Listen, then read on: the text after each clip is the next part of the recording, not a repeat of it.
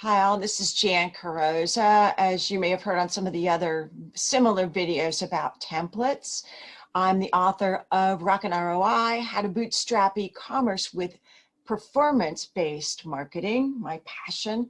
And today I want to show you a template I created for image inventory management.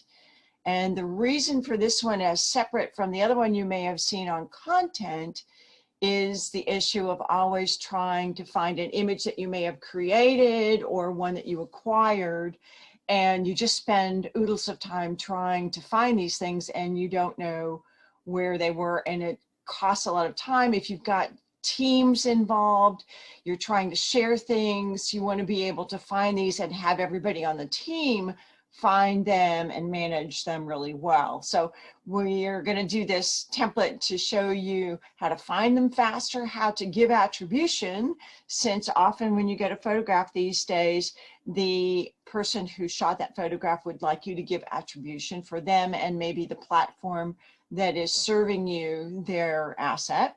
And then to be able to track the costs that you have for acquiring some of these assets when you buy them. So here are the different tabs that are in the template I'm going to show you.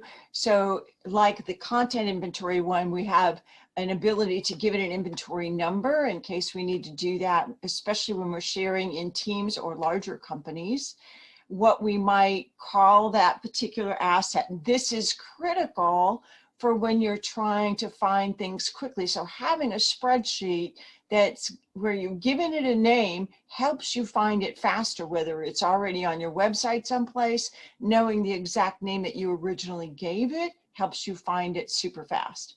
Also, we can name the different types of images that we're going to be acquiring, that we have acquired, and be able to use that from a drop-down list that we can create and add to as time goes on.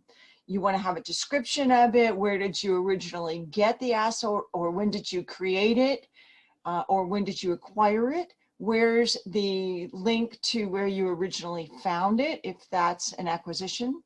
What size was it? So a physical size, is it an offline asset perhaps? Maybe it's 8.5 by 11, or maybe it's a digital asset that's 500 by 500. So we also want to keep track of the file size so that you know whether you're going to be able to use it in the next use that you have in mind when you're trying to find this asset. Is it too big perhaps? So by recording the file size, you'll know immediately whether it's something you can use again for the new place that you want to put it. Looking at DPI, it's helpful to know what DPI this document is done in. What format can be a PDF, but it could be a doc or an Excel sheet, whatever the image is and however you have it stored. The format, the cost, did you pay for it? It's helpful to do this at the end of the year when you're doing your taxes and you want to say, how much did I spend on these things? It's also a wake-up call thinking, well, gee, I really spent too much on images this year. Maybe I should be working on something else. So it helps you in planning for budgets in the future as well. Are you required to do purchase order numbers? So you can record those in here as well. Also, we've got the license, a renewal date in case it's something where you have to go back and sign up for it again and pay for it again. This helps you keep track of when those renewal dates are coming up. How did you use it? What date did you post it? What's the URL where it's live so that you can find it again quickly in case you want to update it or take it down and replace it with another image? Where is it stored? Is it in the cloud? Do you have multiple places where you store things, as many people do these days? What date did you remove it? This might be helpful for future to know when it was removed. And then things like alt tags, alt titles, and keywords that you want to put with those various images. So here's what the spreadsheet looks like.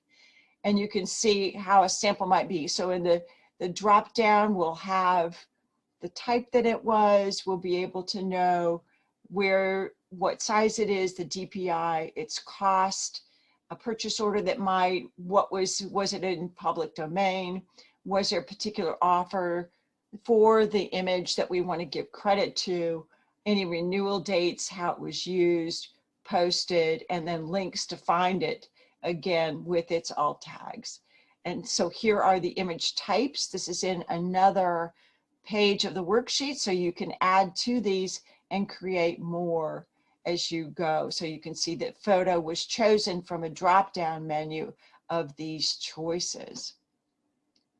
So if you would like this template or any of my other templates, go to dmcenter.com and search on 7 templates and you'll find it there.